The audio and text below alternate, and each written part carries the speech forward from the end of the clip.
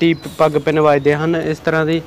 ਤੇ ਇਹ ਪੱਗ ਪਿੰਨ ਲਾ ਕੇ ਆਪਣੀ ਦਸਤਾਰ ਜੋ ਹੋਰ ਸੁੰਦਰ ਬਣ ਜਾਂਦੀ ਹੈ। ਤੁਸੀਂ ਸਾਡੇ ਚੈਨਲ ਤੇ ਨਵੇਂ ਆਏ ਹੋ ਤਾਂ ਚੈਨਲ ਨੂੰ ਸਬਸਕ੍ਰਾਈਬ ਜ਼ਰੂਰ ਕਰ ਲਓ, ਬੈਲ ਆਈਕਨ ਨੂੰ ਦਬ ਲਓ, ਸਾਡੀ ਨਵੀਂ ਵੀਡੀਓ ਜਲਦੀ ਤੁਹਾਡੇ ਤੱਕ ਪਹੁੰਚ ਸਕਣ।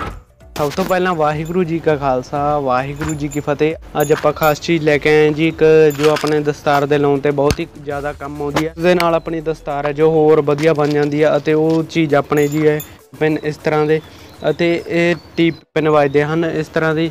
ਤੇ ਇਹ ਪੱਗ ਪਿੰਨ ਲਾ ਕੇ ਆਪਣੀ ਦਸਤਾਰ ਹੈ ਜੋ ਹੋਰ ਸੁੰਦਰ ਬਣ ਜਾਂਦੀ ਆ। ਅਤੇ ਨਾਲ ਆਪਣੇ ਉੱਪਰਲੇ ਪੇਚ ਹੈ ਜੋ ਉਹ ਨਹੀਂ ਹਿਲਦੇ। ਇਸ ਤਰੀਕੇ ਨਾਲ ਆਪਾਂ ਲਾ ਕੇ ਦਸਤਾਰ 'ਤੇ ਆਪਣੀ ਪੱਗ ਨੂੰ ਹੋਰ ਵੀ ਵਧੀਆ ਬਣਾ ਸਕਦੇ ਹਾਂ, ਜਿਸ ਦੇ ਨਾਲ ਆਪਣੇ ਪੇਚ ਹੈ ਜੋ ਉਹ ਨਹੀਂ ਹਿਲਦੇ। ਅਤੇ ਦੇਖੋ ਜੀ ਫਿਰ ਡੱਬੀ ਦਿਖਾਉਣੇ ਤੁਹਾਨੂੰ, ਅਤੇ ਇਸ ਦੀ ਇਸ ਤਰ੍ਹਾਂ ਦੀ ਪੈਕਿੰਗ ਹੁੰਦੀ ਹੈ। ਅਤੇ ਤੁਸੀਂ ਦੇਖ ਕੇ ਇਹ ਡੱਬੀ ਲੈ ਸਕਦੇ ਹੋ।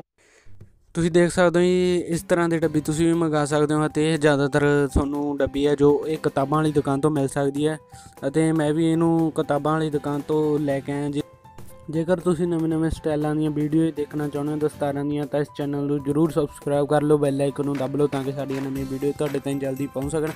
ਅਤੇ ਜੇਕਰ ਸਵਾਲ ਜਵਾਬ ਹੋਵੇ ਵੀਰੇ, ਤੁਸੀਂ WhatsApp, Facebook, Instagram 'ਤੇ ਮੈਸੇਜ ਕਰਕੇ ਪੁੱਛ ਸਕਦੇ ਹੋ ਅਤੇ ਫੋਲੋ ਕਰ ਸਕਦੇ ਹੋ। ਹਾਂਜੀ ਵੀਰੇ, ਜੇ ਤੁਹਾਨੂੰ ਪਿੰਨਾਂ ਵਧੀਆ ਲੱਗੀਆਂ ਤਾਂ ਤੁਸੀਂ ਵੀ ਇਹ ਪਿੰਨਾਂ ਦੁਕਾਨ ਤੋਂ ਮੰਗਵਾ ਸਕਦੇ ਹੋ। ਅਤੇ ਇਹ ਵੀਡੀਓ ਦੇ ਵਿੱਚੋਂ ਸਕਰੀਨਸ਼ਾਟ ਖਿੱਚ ਕੇ ਤੁਸੀਂ ਵੀ ਉਸ ਵੀਰ ਨੂੰ ਫੋਟੋ ਦਿਖਾ ਕੇ ਇਹ ਡੱਬੀ ਹੈ ਜੋ ਉਹ ਮੰਗਵਾ ਸਕਦੇ ਹੋ। ਇਹ ਤੁਹਾਨੂੰ ਜ਼ਰੂਰ ਮਿਲ ਜਾਵੇਗੀ। ਵੀਡੀਓ ਨੂੰ ਲਾਈਕ ਸ਼ੇਅਰ ਜ਼ਰੂਰ ਕਰ ਦਿਓ, ਕਮੈਂਟ ਕਰਕੇ ਦੱਸ ਦਿਓ ਕਿੱਦਾਂ ਲੱਗੀ। ਅਤੇ ਜਲਦੀ ਤੁਹਾਨੂੰ ਨਵੀਂ ਵੀਡੀਓ ਦੇ ਵਿੱਚ ਮਿਲਦੇ ਹਾਂ। ਅਤੇ ਉਦੋਂ ਤੱਕ ਵਾਹਿਗੁਰੂ ਜੀ ਕਾ ਖਾਲਸਾ ਵਾਹਿਗੁਰੂ ਜੀ ਕੀ ਫਤਿਹ।